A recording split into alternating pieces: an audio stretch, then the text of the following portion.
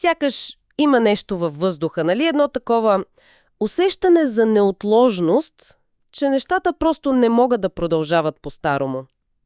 Сякаш самите времена ни казват, трябва да промените нещо вътре във вас, начина по който мислите, чувствате, действате.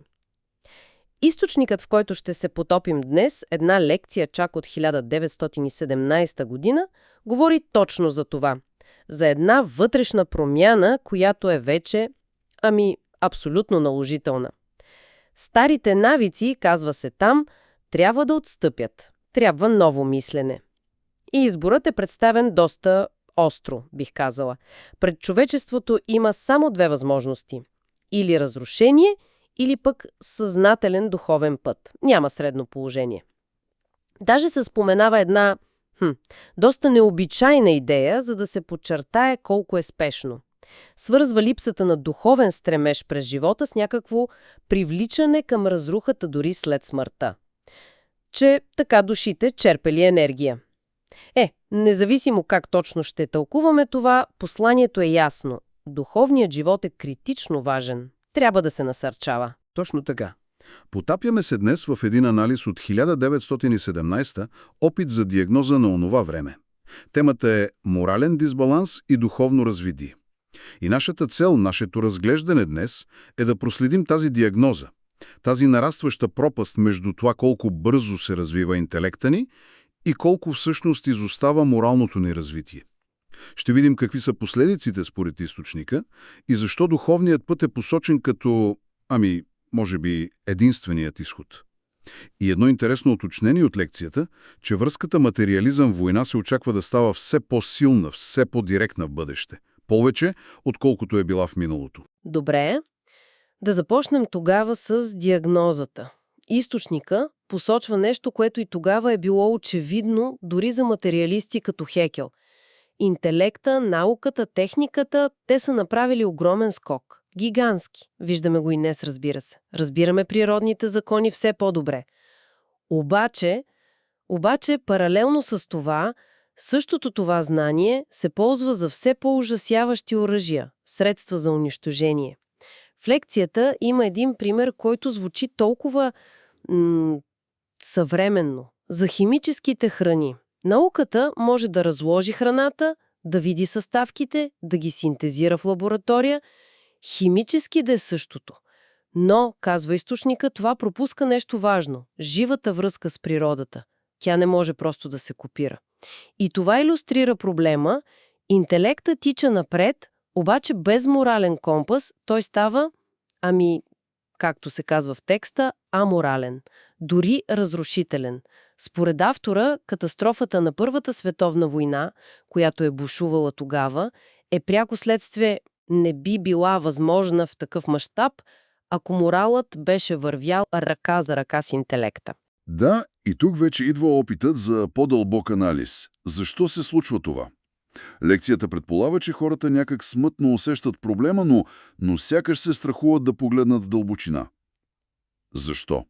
Защото от тази гледна точка съзнанието ни е сложно, смесица от различни елементи, от различни сфери на битието. Елементи, които тогавашната официална наука, пък може би и днешната, не може да разграничи. И тук източника предлага своето обяснение. Базира се на един специфичен духовен модел на човек. Много накратко.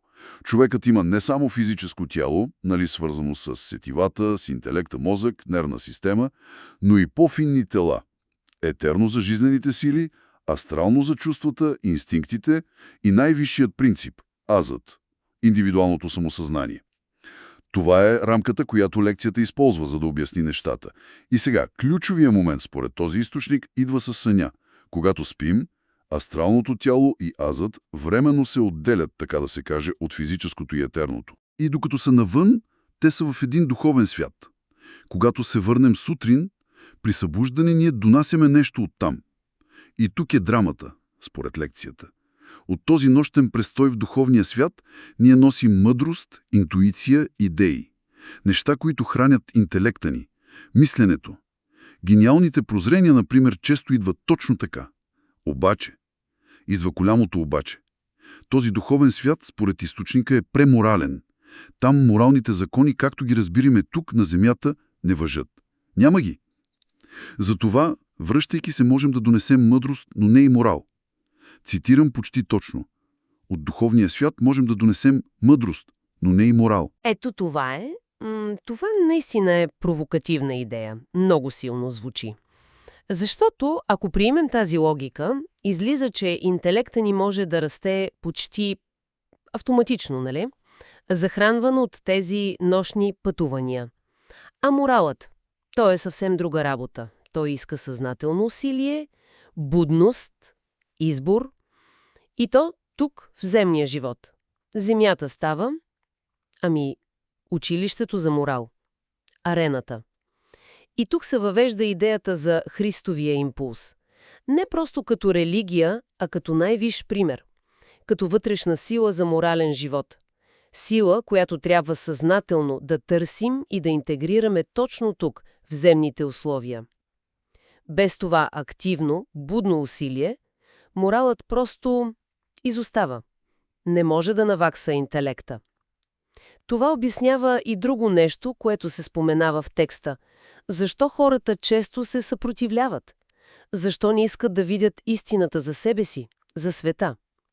Използва се думата мая, илюзията, болото над реалността. Трудно ни е да признаем, че мотивите ни не са винаги тези, които си мислим. Често се мислим за алтруисти, пък ни движи егоизъм, скрит някъде.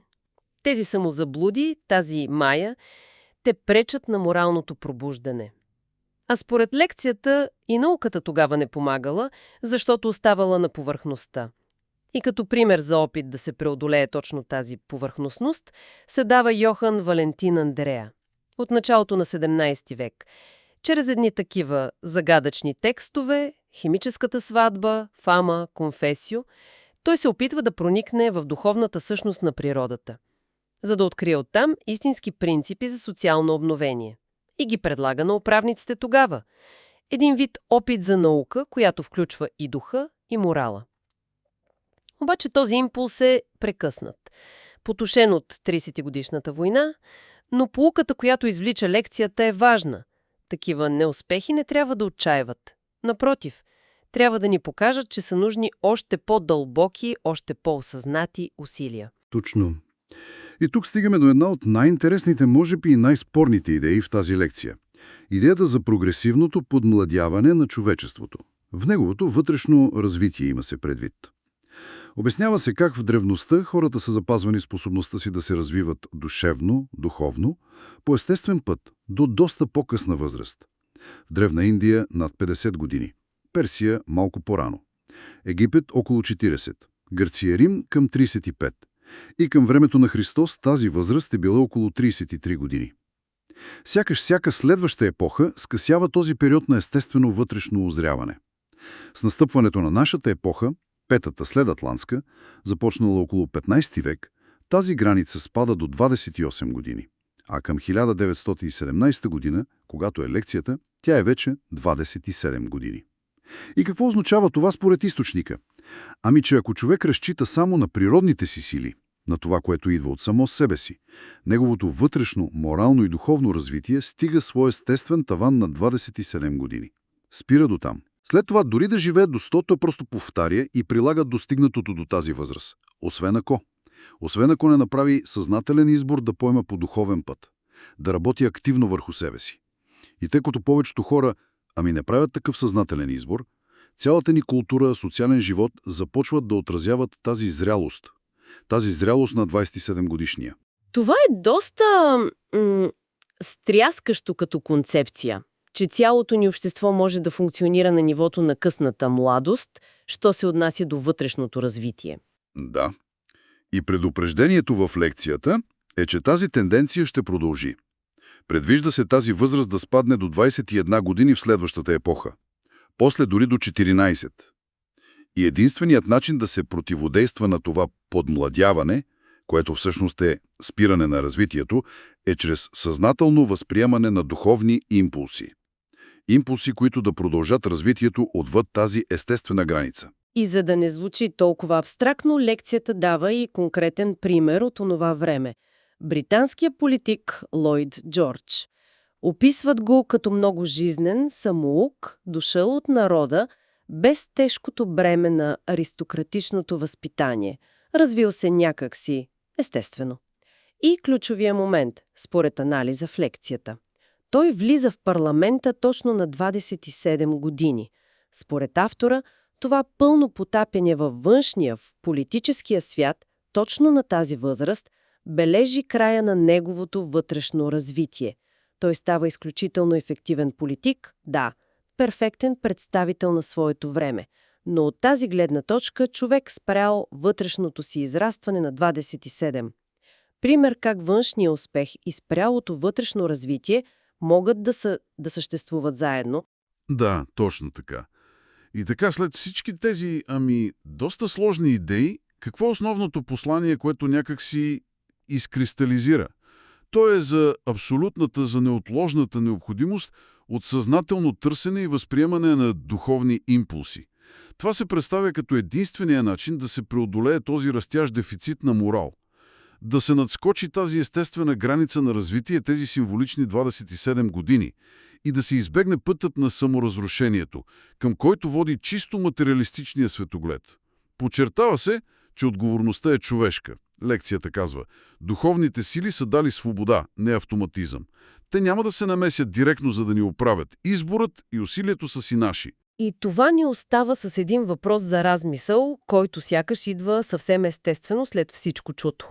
Ако приемем тази идея от източника, че моралът се гради трудно, съзнателно, тук на земята, докато интелекта може да получава подкрепа дори несъзнателно, докато спим, тогава въпросът е: какво можем да направим като отделни хора, като общество?